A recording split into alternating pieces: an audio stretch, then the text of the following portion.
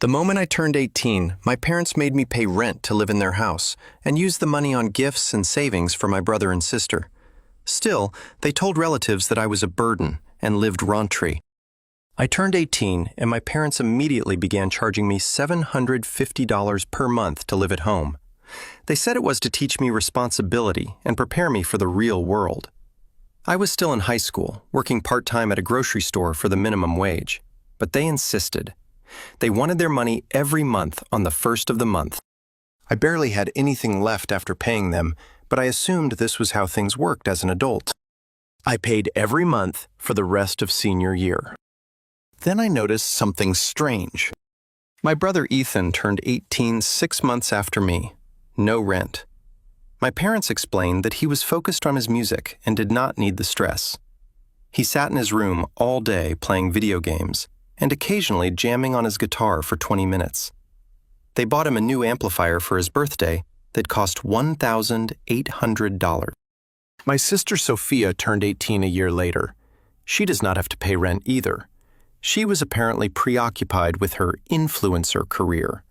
She had 350 TikTok followers and only posted about once a week. My parents bought her a ring light and a new phone to help her create content. Meanwhile, after graduating, I was working full-time, attending community college at night, and still paying $750 per month.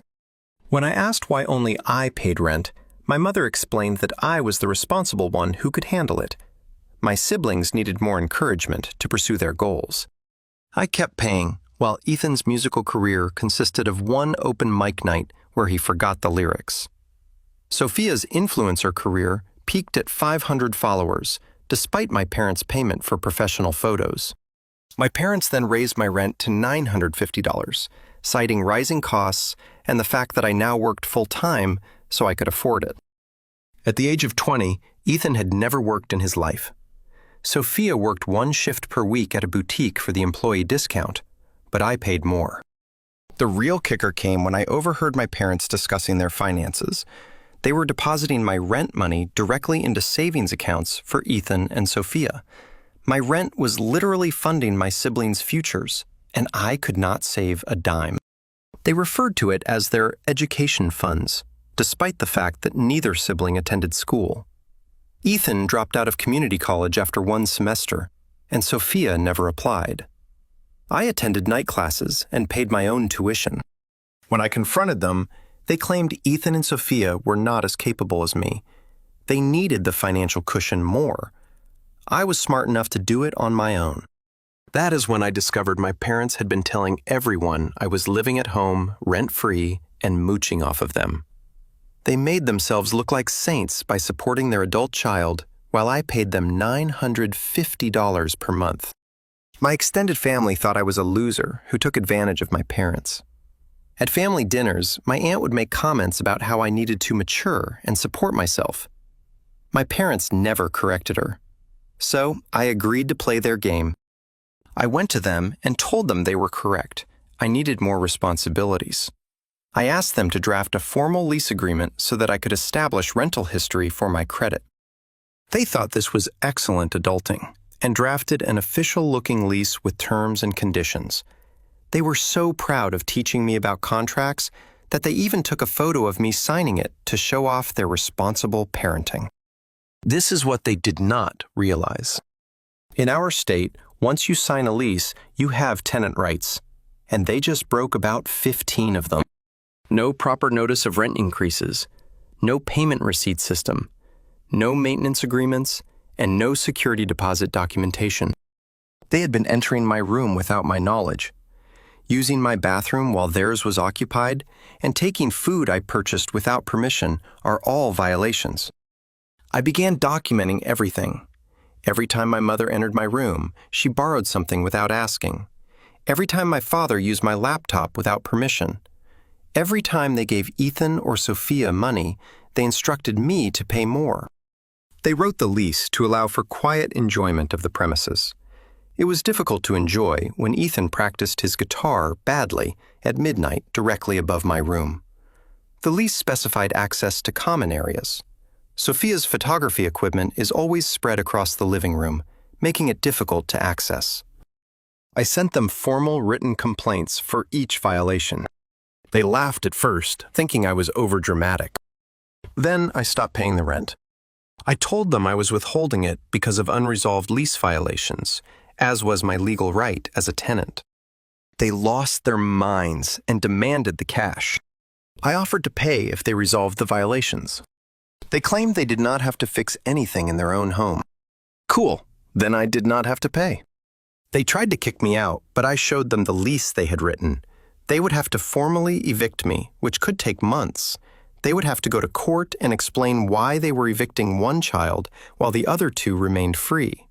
They would have to inform a judge about the savings accounts funded by my rent. They would have to admit they were lying to everyone about me being free. The court records would be made public. Everyone would know. My mother panicked and offered to reduce my rent back to $750. I countered with $0, as did my siblings. My father's face turned bright red, and he began yelling that I was being disrespectful and ungrateful for everything they had done for me. His voice became louder with each word. My mother jumped in right away, saying, "They gave me a roof over my head, and this is how I repaid them by threatening legal action like a stranger?" She placed her hand on her chest as if I had physically hurt her. My heart was pounding, but I remained calm. I explained that I was not threatening anything and was simply asking for the same treatment that Ethan and Sophia received, $0 per month. My dad's face turned even redder, and he stormed out of the room. My mother looked at me for a second, as if she wanted to say something else before following him out. I stood alone in the kitchen, holding my printed documentation of every lease violation. The papers felt heavy in my hands. I could hear the bedroom door slam upstairs. That night, I lay in bed trying to concentrate on my homework, but I could hear my parents arguing loudly in their bedroom. The walls in this house were thin enough that I could understand most of what they were saying. My mother's voice came through first, saying they should simply let me stay rentré to avoid problems. My father's voice rose again, insisting that this would be a reward for my bad behavior. He told me that I needed to learn respect. My mother said something quieter that I could not hear. Then my father mentioned something about not being manipulated by their own daughter. The argument went on for more than an hour. I gave up on my homework and lay there listening. Their voices gradually became quieter, and I heard their television turn on. The next morning, I came downstairs for breakfast, and the kitchen was tense. My parents were already at the table eating cereal and not talking to one another. Ethan walked in scratching his head and inquired as to what was going on, having heard yelling the night before. I poured myself a cup of coffee and explained the situation while my parents sat silently. I told him about the rent I had been paying for years, the lease violations, and the savings accounts I funded with my own money. Ethan actually laughed and said I was overreacting about a few hundred per month. He took a bowl from the cabinet and said everyone pays rent when they are adults. I pointed out that he did not pay rent. He shrugged, explaining that it was different because he was focused on his music. I asked when he had last practiced. He did not respond. Sophia came downstairs in her pajamas, holding her phone. She must have overheard some of the conversation because she jumped right in, accusing me of being selfish and making everything about me when they were simply trying to pursue their dreams. Her voice had that whiny tone she used to elicit sympathy. I looked right at her and told her that my rent money was literally funding her dreams. I told her about the savings account. She opened her mouth, but nothing came out. She looked at my parents, expecting them to deny it. My mother gazed down at her cereal bowl. My father got up and made a lot of noise while putting his dishes in the sink. Sophia's face turned pale, and she sat down without taking any food. That evening, my parents summoned me to the living room. They sat together on the couch, serious expressions. My father cleared his throat, saying they had discussed it and wanted to present a counteroffer. As a compromise, they reduced my monthly rent to $350. My mother nodded and agreed. That was more than fair. I sat in the chair across from them and told them that the compromise was $0, just like my siblings. My father began to interrupt, but I continued speaking. I suggested that if they preferred, we let a judge decide what was fair. I took out my phone and showed them photos of the lease they had written, photographs of my payment records, photographs of all documented violations. My mom's face turned white. My father stood up quickly and announced that he would be kicking me out immediately. His voice shook as he said it. I remained seated and calmly reminded him that this was illegal without proper eviction proceedings. I explained that he would need to file paperwork with the court. He would need to wait for a hearing date. He would have to explain to a judge why he was evicting one child while 2 others remained there free. I saw my mother's eyes widen as she realized I knew my rights. She grabbed my father's arm and pulled him back down to the couch. He was breathing rapidly, as if he had been running. There was silence for quite some time. My parents then left the room without saying another word. My coworker Katie approached me during our morning break the next day, so I must have appeared stressed. She inquired whether I was all right. I hesitated, but then it all came out. During our lunch break in the break room, I told her everything, including the rent, which my siblings had not paid, the savings accounts, and the lease violations. Katie's eyes grew large, and she kept saying she could not believe my parents would do that. She stated that her own parents had problems, but at least they treated all of the children equally. She asked if I had any other places to stay. I told her I was staying because they could not legally force me to leave. Katie pulled out her phone and began texting someone. She told me that her husband Barry worked in property management and was very knowledgeable about tenant rights. She insisted I speak with him because he had helped others in similar situations before. She claimed Barry had witnessed landlords engaging in various illegal activities and was always prepared to deal with them. I was not sure about including more people, but Katie would not take no for an answer. She texted Barry back and forth for a minute before telling me he wanted to meet with me. She said he could review my lease and documents. I agreed because at this point, I needed all the assistance I could get. That weekend, I met Barry at a coffee shop near my workplace. He was a tall man in his 40s with glasses and a friendly smile. Katie had already shown him some details, so he knew the basics. I brought my folder containing the lease and all of my documents. Barry laid everything out on the table between our coffee cups and began reading it carefully. He took his time writing notes on a pad of paper. After about 20 minutes, he looked up and said, "My parents violated multiple tenant rights." He pointed to specific sections of the lease that they had written and explained each violation.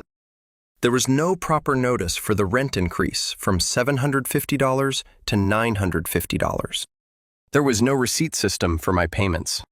Despite the fact that the lease mentioned it, there was no documentation for the security deposit. He went through my photos of the times they had entered my room without my knowledge. Barry confirmed that I had a strong legal case if this went to court. He stated that most judges disapproved of parents financially exploiting their adult children. He explained that the lease my parents wrote provided me with more protections than they realized. He claimed I was doing the right thing by documenting everything and standing firm. He wrote down the name of a tenant rights attorney he knew, who occasionally offered free consultations. He advised me to contact this attorney if my parents persisted in their demands. I felt relieved to have someone confirm that I was not crazy for fighting this. Barry stated that he would be willing to testify as an expert witness if the situation required it. He advised me to continue documenting everything and not let my parents pressure me into paying or leaving. We spent another hour discussing my options, and he answered all of my questions. I left the coffee shop feeling more confident than I had in days. Barry jotted down the attorney's name and phone number on a napkin. He claimed she worked with young people dealing with family landlord issues and occasionally took cases for free when she believed someone was being taken advantage of. I thanked him and placed the napkin in my wallet. When I arrived home that night, I went straight to my room and took out the napkin. I stared at the phone number for a while before calling. A receptionist responded, and I explained my situation as briefly as I could. She put me on hold for a couple of minutes. When she returned, she mentioned that Crystal had an opening for Thursday afternoon if I could make it. I agreed right away, despite the fact that it meant leaving work early. The following few days passed slowly. I carried my documentation folder in my backpack wherever I went. My parents tried to talk to me several times, but I kept the conversation short. My mom asked if we could sit down and talk like adults. I told her we could discuss it after I spoke with my lawyer. Her face turned pale when I said that word. On Tuesday night, I was in my room studying when I heard a knock. Before I could respond, my mother opened the door. She had tears running down her cheeks. She sat on the edge of my bed without asking and began crying more. She claimed I was tearing the family apart over money. She asked why I could not simply be the responsible one, as I had always been. She claimed Ethan and Sophia looked up to me, and now I was setting a bad example by involving lawyers. I shut my textbook and looked at her. I asked her directly why being responsible required me to be treated worse than my siblings. She wiped her eyes and stated that it was not her intention to treat me worse. She said Ethan and Sophia simply needed more assistance than I did. I asked her why they needed additional assistance. She could not give me an honest answer. She just kept saying that they needed help to find their way. I pointed out that I too was discovering my path, but I had to pay for it myself and give them money every month. She stood up and claimed I was being difficult on purpose. She left my room, and I could hear her crying in the hallway. On Thursday, I left work at 2 p.m. to make my 3 o'clock appointment. Crystal's office was located in a small building downtown. The waiting room had mismatched chairs and magazines from last year. The receptionist smiled and told me Crystal would be ready in a few minutes. I sat down with my folder in my lap. A woman walked out of the back office. She was probably in her 40s with dark hair pulled back and glasses. She walked right over to me and extended her hand. Crystal Winters. She offered a firm handshake and made direct eye contact. She led me back to her office, which featured a large desk covered in files and papers. She cleared a space and told me to sit down. I opened the folder and began explaining everything. She listened without interrupting. She jotted notes on a yellow pad. After I finished, she leaned back in her chair. She said she had seen cases like mine before. She claimed that parents financially exploited their adult children on a regular basis, convincing themselves that it was for the kids' benefit. She claimed that the lease my parents wrote provided me with strong legal protection. She asked if she could keep my documentation and make copies. I said yes. Crystal called in her paralegal. Luke entered, carrying a camera. He was younger than Crystal, probably in his late 20s. He began photographing every page in my folder, including the lease, my payment records, and the written complaints I had sent my parents regarding lease violations. He worked methodically and did not overlook anything. Crystal explained that everything needed to be properly documented in case it went to court. She stated that judges took these cases seriously when they discovered clear evidence of exploitation. Luke finished taking photos and returned the originals to me. Crystal stated that she would write a letter to my parents explaining their violations and my rights. The letter stated that I would resume paying rent once all violations were resolved, and I was given the same terms as my siblings, $0 per month. I felt relief wash over me. Having a professional on my side made everything feel more genuine and less dramatic. Crystal said she would have the letter ready by Monday and would mail it certified, requiring my parents to sign for it. She advised not to be surprised if they reacted negatively. She advised me to document any threats or harassment. I thanked her, and she told me not to worry about the payment right now. She would figure something out because she despised seeing parents take advantage of their children. I left her office feeling stronger than I had been in months. The letter arrived at my parents' home on Wednesday. I was at work when my phone rang. My father. I let it go to voicemail. He called 3 additional times. Then my mother called. I did not respond. During my lunch break, I checked the voicemails. My father was furious about how I got lawyers involved in family business. He claimed I was destroying our relationship for a few hundred. My mother sent me a message in which she cried and said I was ruining everything. When I arrived home that evening, my father was waiting in the living room. He began yelling the moment I walked in. How dare I involve lawyers in this? How dare I threaten them in their own home? My mom was crying on the couch. I remained calm and stated that I was not threatening anyone. I was just asking for the same treatment that Ethan and Sophia received. My father's face turned red. He said, "If I want to play legal games, maybe Ethan and Sophia should start paying rent as well." He yelled for them to come downstairs. Ethan came down first, looking perplexed. Sophia followed a minute later. My father informed them that starting next month, they would both be paying $350 in rent. Ethan's mouth dropped open. He said he could not afford it. My father asked, "Why not?" Ethan stammered, "I do not have a job." My father said that was exactly the point. If I did not have to pay, nobody would get a free ride anymore. Sophia burst into tears, explaining that she was building her career and could not afford to pay rent. My father said she should figure it out then. Ethan looked at me like it was my fault. I simply stared back at him. This was the first time he had had to think about money, and it was obvious on his face. He asked my father if he was serious. My father replied, completely serious. Everyone pays, or nobody pays. My mother was still crying on the couch. Ethan returned upstairs without saying another word. Sophia followed him. Sophia made a TikTok post the following day. I did not notice it at first, but Katie showed it to me at work. Sophia was in her room, looking sad, with a text overlay about toxic family members causing drama. An audio track about being misunderstood played in the background. The video received maybe 30 views. Katie rolled her eyes and said my sister was ridiculous. That evening, my mother posted the video to Facebook with a lengthy caption about how difficult it is when your children turn against you. She did not go into detail, only mentioning family struggles and staying strong. I read the comments.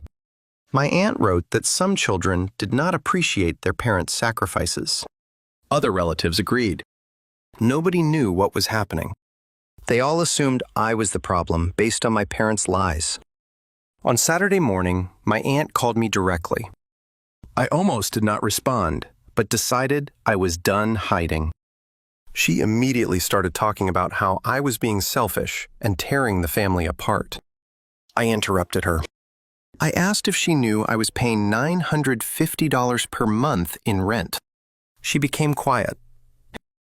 I told her the entire story, how I had paid since I was 18, how Ethan and Sophia refused to pay anything. My parents put my rent money into savings accounts for my siblings, how they informed everyone that I lived freely. My aunt did not say anything for a while. Then she said she had no idea. She claimed my parents always made it appear as if I was the one taking advantage. She apologized for judging me without knowing the truth. She admitted that the favoritism was wrong and apologized for the comments she had made at family dinners. I thanked her for listening. She said she would call my parents and get their perspective, but she believed me. After we hung up, I felt as if someone in my family had finally understood what I was going through. Within an hour, my phone began to light up with texts from relatives I had barely spoken to. My uncle wanted to know if I had been paying rent. My cousin questioned why my parents never mentioned it. Even my grandmother called to see what was going on with the family. I responded to each one with the same basic information. $950 per month since I turned 18. Ethan and Sophia did not pay anything. My rent went into their savings accounts. My parents told everyone I lived freely. The responses came in fast. My uncle said that was not correct. My cousin said she had always wondered why my parents treated me like I was lazy when I worked full-time. My grandmother said she needed to talk to my mother about this. By dinner time, my phone was constantly buzzing. My parents' phones must have been worse because I could hear my mother on the phone in the kitchen becoming louder with each call. She kept saying it was a private family business that people should stay out of. At one point, my father grabbed the phone from her and told whoever was calling that I was intentionally making them look bad. I stayed in my room, locked the door, and let them deal with the mess they had made by lying to everyone. My mother knocked on my door the next morning. She appeared tired, and her eyes were red. She explained that my father wanted to make me an offer to settle everything. I followed her downstairs where my father sat at the kitchen table, holding a calculator and some papers. He stated that they would refund 6 months' rent to demonstrate good faith. That cost $5,200. In exchange, I agreed to stop discussing family finances with relatives. I took a photo of the papers with my phone and told them I would think about it. I then texted the photo to Crystal. She called back within 20 minutes. Her voice was sharp as she warned me not to accept anything without proper legal documentation. She said the offer was an attempt to control the narrative and silence me. She inquired whether there were any conditions attached. I read her the papers and she made a disgusted sound. She claimed they were trying to buy my silence, while admitting no wrongdoing. She instructed me to reject it and let her handle the negotiations. 2 days later, my father sent me an email with an attached document. I opened it and began reading. They would refund the $5,200, but I would have to agree to pay $350 per month from now on. I also had to sign a document stating that I would not discuss family finances with anyone other than my immediate family. There was an entire paragraph about protecting family privacy and setting respectful boundaries. I sent it to Crystal without responding to my parents. She called me that evening sounding annoyed. She claimed that my parents were still trying to control me while pretending to compromise. She inquired whether I wanted her to respond. I said yes. She told me she would send them a letter outlining her terms and they could accept it or see me in housing court. Crystal's letter reached my parents' house 3 days later. I was at work when my father called, screaming into the phone. He claimed my lawyer was threatening them and making unreasonable demands. I inquired as to the specific demands. He stated that Crystal requested a full year's refund and no future rent. I told him, though, it seemed fair because that is what Ethan and Sophia received. He told me I was being ridiculous and hung up. My parents said nothing to me during dinner that night. When Ethan asked what was going on, my mother told him it was between them and me. Sophia scrolled through her phone, ignoring everyone. The silence felt heavy, but I did not try to fill it. My parents went 4 days without speaking to me except when absolutely necessary. Then my father showed up at work during my afternoon shift. I was restocking shelves when I noticed him walking toward me. He began talking before he even approached me. He said we needed to talk about the lawyer situation as adults. I informed him that Crystal was handling everything and that all communication should go through her. He raised his voice, saying I was his daughter and he had the right to speak to me. Other customers began looking over. My manager emerged from the back office. My father kept saying that I was tearing the family apart over money. My manager stepped between us and asked my father to leave. My father looked at me as if I had betrayed him. Then he turned and walked away. My manager asked if I was all right. I nodded, but my hands shook. She advised me to take my break earlier. That evening, Katie called me. She explained that Barry wanted to know if I needed a place to stay. She stated that if things at home worsened, they could use their guest room. I felt a release in my chest that I had not realized was tight. Having somewhere to go made everything seem less scary. I thanked her and promised to let her know. She stated that the offer was valid at any time.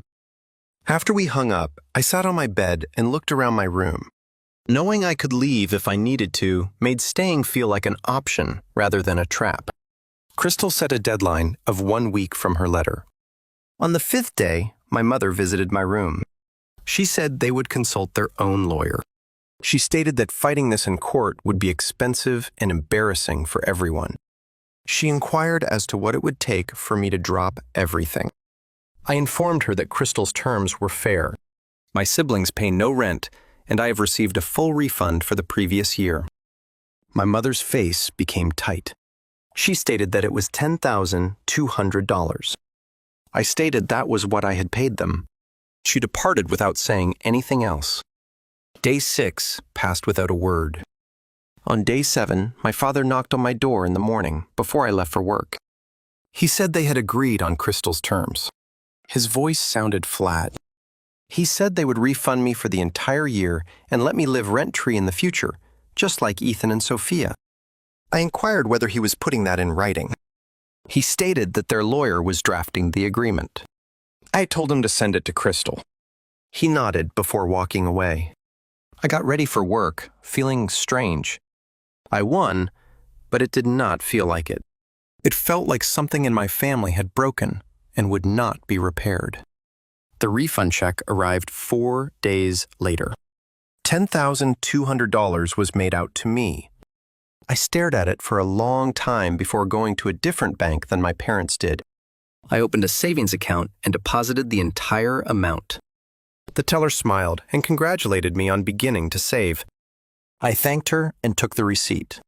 Walking out to my car, I checked the balance printed on the paper. All of the money I had paid them was in an account with my name on it. It felt genuine in a way it had not before. I had been correct to fight for fair treatment. The money proved it. The atmosphere at home changed completely after that. My parents stopped trying to talk to me about anything other than basic household chores. Ethan avoided me entirely, spending the majority of his time in his room. Sophia walked past me as if I were not there. Family dinners took place in complete silence, with everyone eating quickly and leaving the table. My mother attempted to strike up a conversation several times, but it fizzled out quickly when no one else joined in. I ate my food and returned to my room. The house felt cold for reasons other than temperature.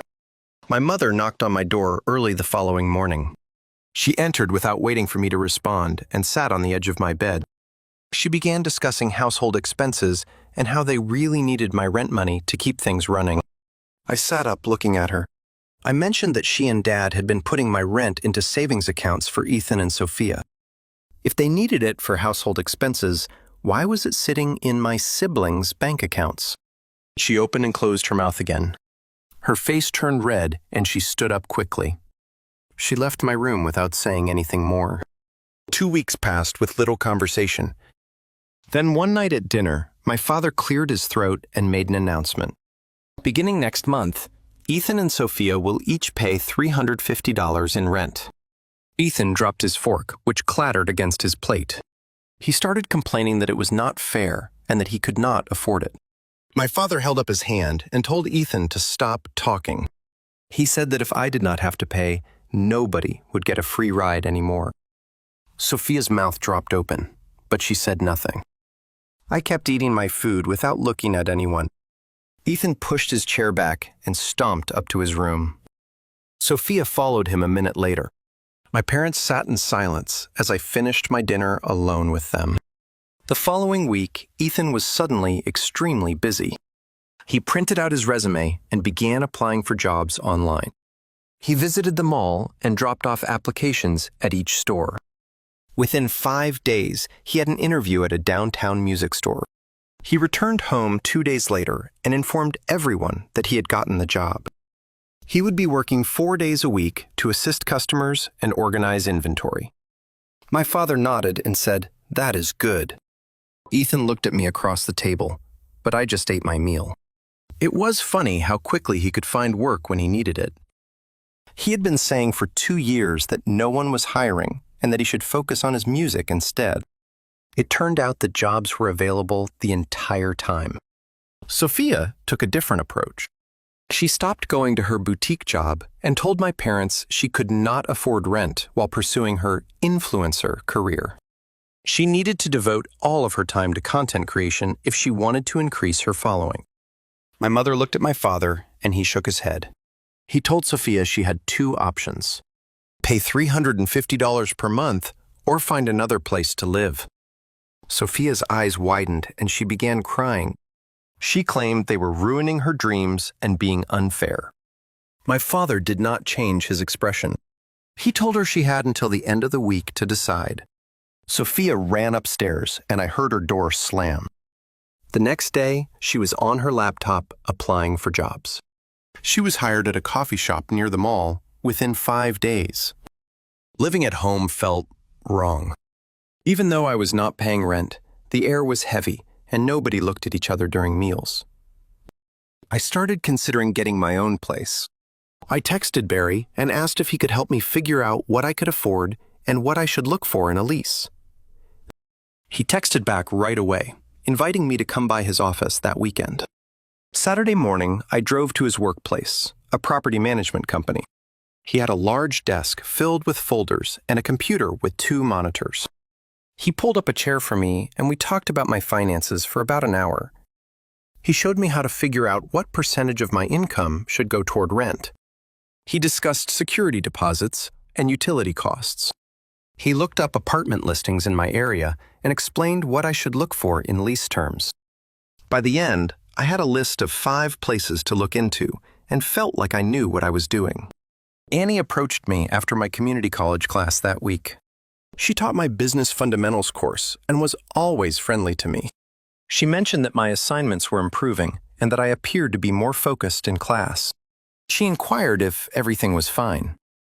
I told her about the housing situation with my parents and how resolving it had given me mental space. She nodded and explained that stress affects everything, including schoolwork. She told me she was proud of how I handled the situation and that I was doing well in her class. It was nice to have someone notice the positive changes. I thanked her and went to my next class feeling better than I had in weeks. I spent the next 2 weeks looking for apartments. The majority of them were either too expensive or in bad neighborhoods. Then I discovered a small studio apartment on the 3rd floor of an old building. It had a small kitchen and bathroom, but the main room was quite spacious. The landlord showed me around and explained that the rent was $900 per month, which included all utilities. I did the math in my head. This was less than the $950 my parents had charged me. I would pay less to live on my own than I did in their house. The irony was not lost on me. I filled out the application that day and was approved 5 days later. My mom's face changed when I told her I was moving out. She expressed genuine sadness and asked if we could mend our relationship. I told her honestly that I needed time to decide whether I wanted them in my life after how they had treated me. She began crying, and my father wrapped his arm around her. He said nothing, but his jaw was clenched. I went upstairs and started packing my belongings. I had a month until my lease started, but I wanted to be prepared. The week before I moved, Ethan knocked on my door. He asked if he could help me move my belongings to the new apartment. I was surprised, but agreed. On moving day, Ethan arrived with his car. We loaded boxes and furniture, making 3 trips back and forth. On the last trip, he told me that he had no idea how unfair things had been until he had to get a job himself. He apologized for laughing at me when I first brought up the rent situation. He admitted to living in a bubble, and our parents had allowed him to stay there. I told him I appreciated his apology. We carried the last box up to my apartment, and he assisted me in arranging the furniture. Before leaving, he hugged me and expressed his desire for us to remain close. Sophia did not apologize, but she did stop making vague complaints about me on social media. Katie showed me that Sophia had deleted all of her posts about family drama and toxic siblings. Sophia received her first real paycheck from the coffee shop 1 week after I moved out. She posted a picture of it with the caption, "Honest work and earning your own way." She was now working 4 days a week and appeared to be less concerned with becoming famous on the internet. Sophia had begun discussing the possibility of attending community college next semester. According to my mother, reality had struck both of my siblings, and they were handling it differently, but they were dealing with it. Moving into my studio felt different from the beginning. I chose a small secondhand couch and dark blue fabric and positioned it against the wall near the window. The kitchen had just enough space for a small table and 2 chairs, and I bought real dishes instead of paper plates, as I had done at my parents' house, to avoid arguments over who would wash them. I hung up some posters I had rolled up in my closet for years because Sophia always said they were ugly and my mother would take them down. They were now on my walls and nobody could say anything. I cooked actual meals for myself and ate them whenever I wanted, without Ethan showing up to steal half of my food, or my father helping himself to the leftovers I had been saving. My belongings remained exactly where I put them. My shampoo remained in my shower. My snacks remained in my cabinet. Nobody borrowed my laptop towel or phone charger. The level of freedom exceeded my expectations. A week after I moved in, Crystal called to inform me that she was closing my case file.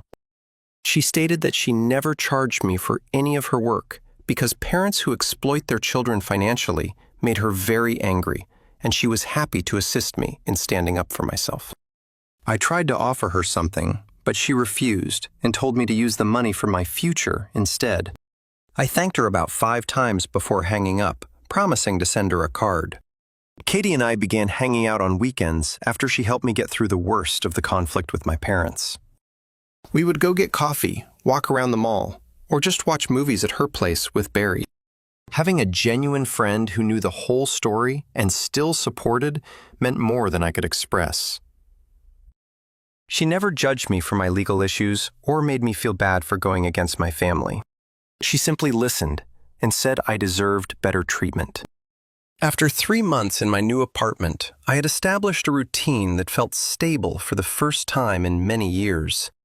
I worked my shifts, went to class, came home to my own space, and saved money every month because I no longer had to pay rent. My phone buzzed with a text from my mother asking if we could meet for coffee and talk. I stared at the message for a few minutes before saying I would meet her at a coffee shop near campus. Part of me wondered if she was really ready to admit what she had done wrong, or if this was just another attempt to guilt me into returning. I arrived at the coffee shop first and ordered a regular coffee with cream. My mom arrived 10 minutes later, looking tired and older than I remembered. She ordered tea, and we sat at a corner table away from the others. She started talking right away and expressed her genuine regret for the favoritism and financial exploitation. She explained that she had convinced herself that I was stronger and more capable than Ethan and Sophia, so it was acceptable to treat me differently and expect more of me. But now she realized how wrong that was and how much damage it had caused. She admitted to using my supposed strength as an excuse to take advantage of me while babysitting my siblings. Hearing her say the words aloud made something tight in my chest loosen up slightly. I told her that I appreciated her apology, but that rebuilding trust would take time. She nodded, stating that she understood and would wait as long as I needed. 2 days after meeting with my mother, my father sent me an email. It was shorter and less personal than my mother's apology, but he admitted that he was wrong to charge me rent while allowing Ethan and Sophia to live freely. He apologized for not treating me fairly and expressed hope that we could improve our relationship moving forward. The email felt stiff and awkward, as if he had struggled with every word, but I appreciated that he had at least attempted to admit his mistake. I responded briefly, thanking him for his apology. Over the next few months, I began meeting my parents for dinner at restaurants every couple of weeks. We kept things neutral and talked about everyday topics like work, school, and the weather. They were learning to treat me as an independent adult rather than a source of income or a problem to be solved.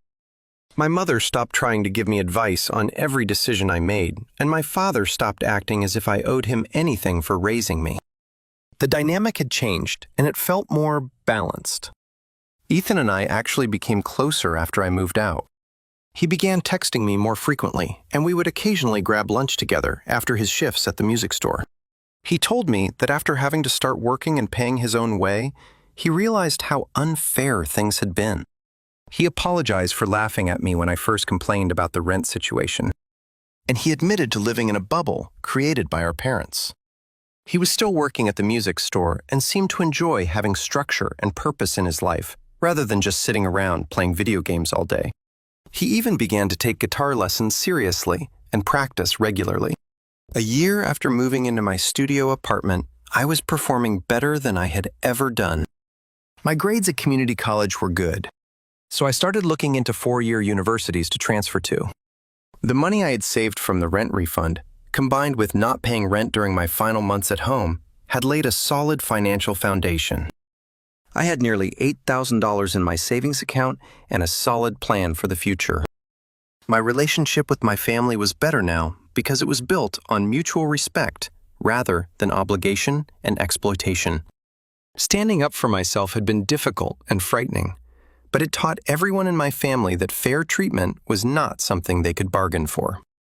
I was worthy of the same consideration as everyone else, and I would never accept anything less.